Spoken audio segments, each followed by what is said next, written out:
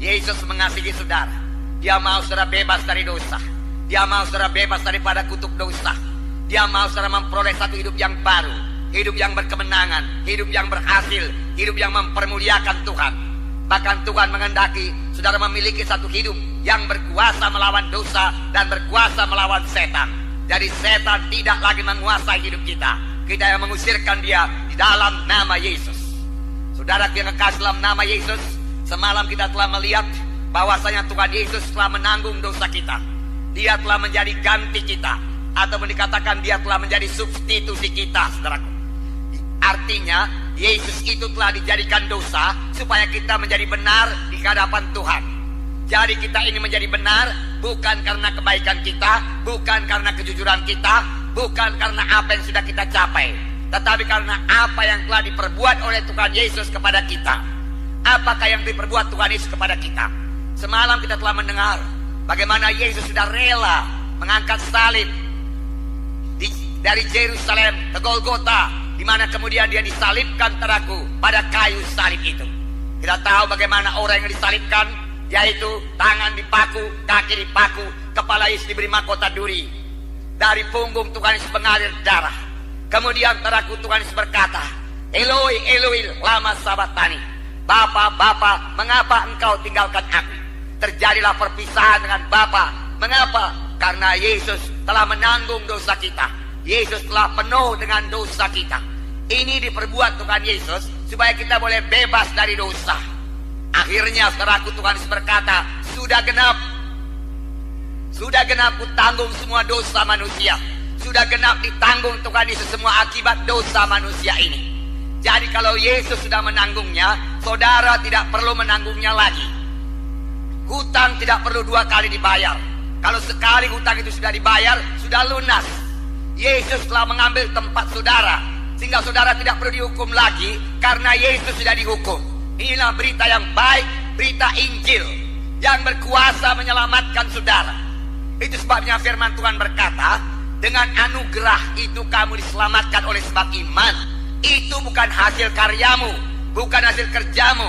Jangan ada orang memegahkan dirinya. Jadi dengan anugerah, dengan karunia, berarti kita tidak membayar apa-apa. Keselamatan diberikan dengan cuma-cuma kepada kita, saudaraku. Karena Yesus sudah menanggung dosa kita, bukan karena kebaikan kita, saudaraku. Kebaikan manusia ini, saudaraku, hanya sebagai kain lapuk saja di hadapan Tuhan. Tidak bisa membawa kita ke surga.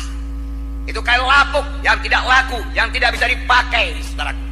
Pada malam ini, sepanjang saudara sudah menerima Yesus sebagai Tuhan dan Juru Selamat saudara, maka saudara sudah pasti selamat. Sudah menjadi anak-anak Tuhan.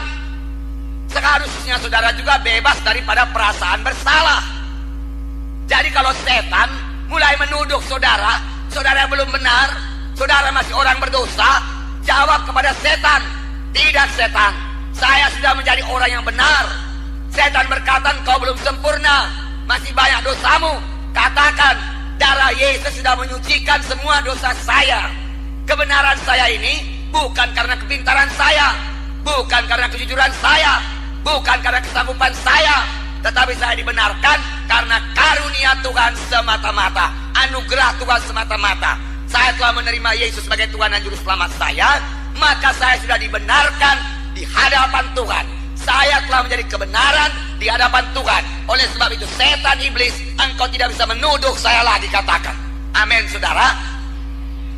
Tidak ada kita ini yang sempurna, tetapi tiap-tiap kali kita jatuh kepada dosa, Tuhan memberikan kesempatan kepada kita untuk bertobat. Dan kalau kita mengaku dosa kita dan bertobat, maka darah Yesus siap sedia menyucikan lagi dosa kita. Inilah berita yang baik. Darah Yesus berkuasa. Darah Yesus menebus dosa kita. Firman Tuhan berkata, kamu ditebus bukan dengan emas dan perak, bukan, tetapi kamu ditebus dengan darah yang mahal, darah anak domba yang tidak bercacat, tidak bercela, yaitu darah Yesus. Darah Yesuslah yang menebus kita, saudaraku. Dan ini semua sudah selesai dilakukan oleh Tuhan Yesus. Darah Yesus berkuasa untuk menebus dosa semua manusia di dunia ini. Darah Yesus cukup untuk menyucikan bagaimanapun besarnya dosa manusia ini. Boleh jadi saudara bertanya, kalau darah Yesus cukup untuk menyucikan semua dosa dari semua manusia di dunia ini, bisakah semua manusia itu selamat? Bisa, saudaraku. Tetapi mereka tidak otomatis selamat. Untuk selamat ada bagian kita. Dan Tuhan Yesus tidak pernah memaksa kita. Apakah bagian kita? Seperti saya ceritakan semalam, bagian kita yaitu bertobat. Kita berbalik, kita meninggalkan dosa, lalu bertobat, saudaraku. Kembali kepada Tuhan, maka darah Yesus menyucikan kita. Kemudian kita menerima Yesus sebagai Tuhan dan Juru Selamat kita. Kita mengaku, Tuhan Yesus, aku tidak sanggup menyelamatkan diriku. Oleh sebab itu Tuhan, ku terima Engkau sebagai Tuhan dan Juru Selamatku. Marilah Tuhan Yesus masuk dalam hatiku, tinggal dalam hatiku. Dan Yesus akan tinggal dalam saudara dengan rohnya. Dari luar biasa anugerah Tuhan diberikan Tuhan kepada saudara. Inilah keselamatan jiwa. Sepanjang saudara semalam, saudaraku, sudah menerima Yesus sebagai Tuhan dan Juru Selamat saudara, maka ada Tuhan Yesus dalam saudara. Dia berdiam dengan rohnya di dalam roh saudara, dalam hati saudara.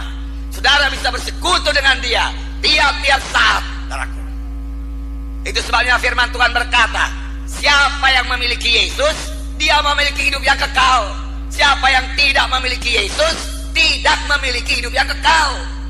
Keselamatan itu tergantung pada hubungan saudara dengan Yesus. Apakah benar-benar Yesus ada dalam hati saudara? Kalau Yesus ada dalam hati saudara, maka saudara sudah selamat, sudah lahir baru menjadi anak-anak Tuhan. Keanggotaan satu gereja tidak menjamin keselamatan. Ada orang menjadi anggota satu gereja, maka sudah bertahun-tahun setelahku menjadi anggota gereja, namun setelahku dia belum juga selamat.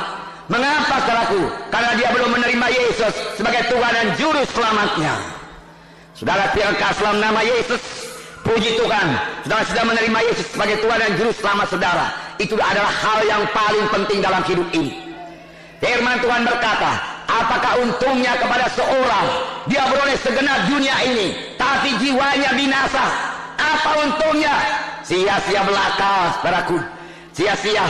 Walaupun kita hidup dengan umur yang panjang di dunia ini, tetapi setelah kita meninggalkan dunia ini, kita masuk dalam kekekalan.